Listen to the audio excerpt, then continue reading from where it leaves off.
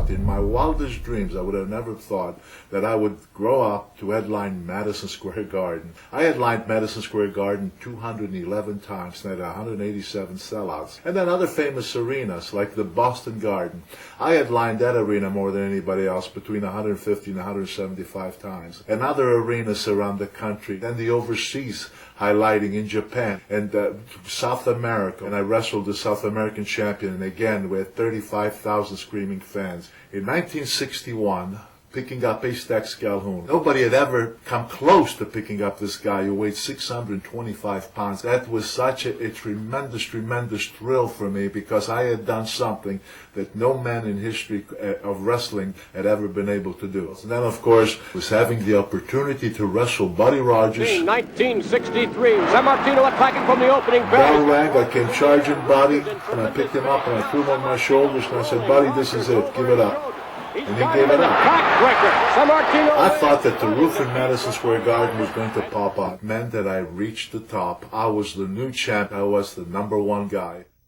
How did I break my neck when I wrestled Stan Hansen? He was a very young guy, big guy, strong guy.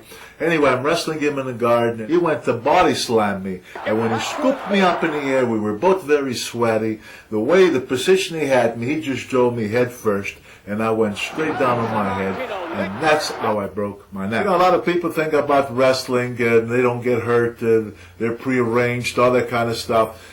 People have no idea how difficult it was in those days and how tough. Those rings, they were like concrete. You know, I've had a broken neck, collarbone broken, most of my ribs, and I broke my right arm. I've broken my fingers, cartilages and ligament damage in the knees. My nose has been busted 11 times. I had my jaw cracked. But I gotta tell you, the pain that you have when you get a cauliflower ear is indescribable. Believe me, you don't know what pain is until you get that. Worst things, I'd have to say, that happened. I'm wrestling Chick Garibaldi in Sunnyside Garden. Scooped Chick up and gave him his big body slam. I noticed that his body wasn't responding. He lay there limp.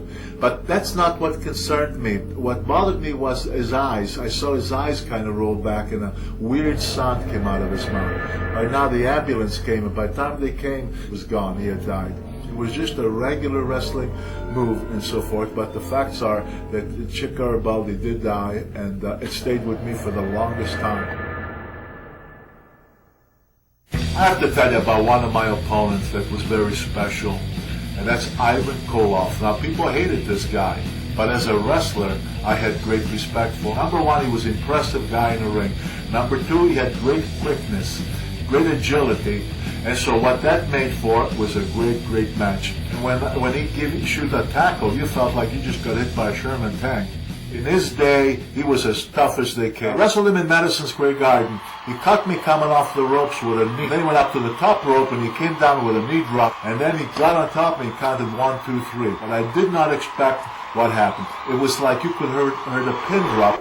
The people went from like cheering Bruno to the 1, 2, 3, and everybody going so quiet that you could hear a pin drop. People were literally crying, and I had people say to me, "Bruno, we still love you. You're still the best." Bruno was so loved that after that, the women and people started crying that Bruno had lost the title, when they realized finally that it wasn't one of these things that they're going to give it back to Bruno. Another guy I can tell you about that I had enormous respect was Killer Kowalski. If you went in the ring with Kowalski, you better be in the best shape you've been in, because if you didn't, boy, you're going to pay a price. But this guy was a machine. I don't care if it was the first 5 minutes or 60 minutes. To me, that was a great challenge. So every time I wrestled Kowalski, I wanted to see if I'd be that guy who was going to wear him down. And I felt good afterwards, because I thought that was Killer Kowalski, who everybody fears of going in there and staying a long period of time because he's so aggressive, non-stop machine. If there were any doubt that I was as good a conditioned a wrestler as there could possibly be. So when I look back, I almost sometimes am afraid that I might wake up and find that it was all a dream, because how could one guy have so many wonderful highlights go in his life, in his career?